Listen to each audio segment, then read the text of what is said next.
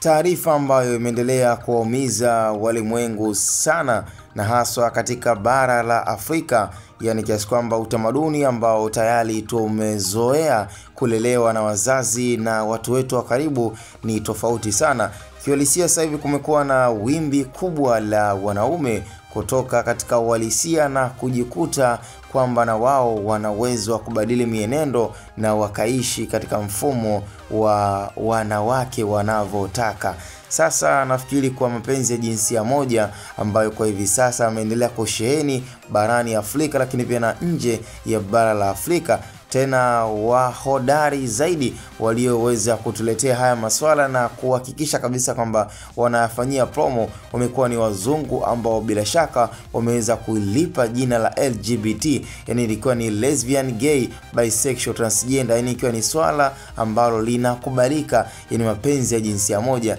Sasa katika taarifa ambayo pia tunazidi kushukuru serikali yetu ya Tanzania na serikali ya Dr. Samia Suluhu Hassan mara baada ya hili swala la upinde ama swala ambalo la mapenzi ya jinsia moja, aidha kwamba ni kwa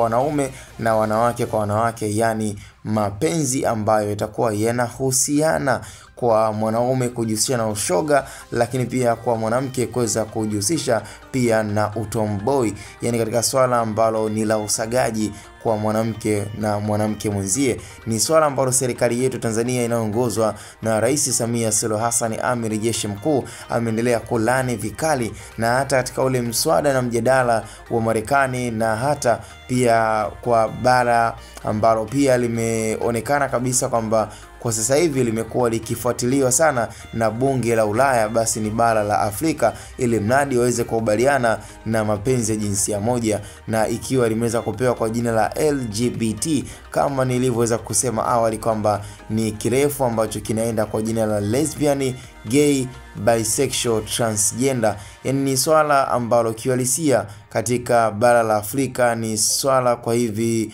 punde limeonekana kuwa ni jambo la kawaida sana, mara baada ya wimbi kuonekana kuwa ni kubwa, wanaume sasa hivi kubadilika na kujihusisha na mapenzi ya jinsia moja. Kwa hiyo tunazidi kushukuru serikali yetu Tanzania kwa kuendelea kulaani vikali kwa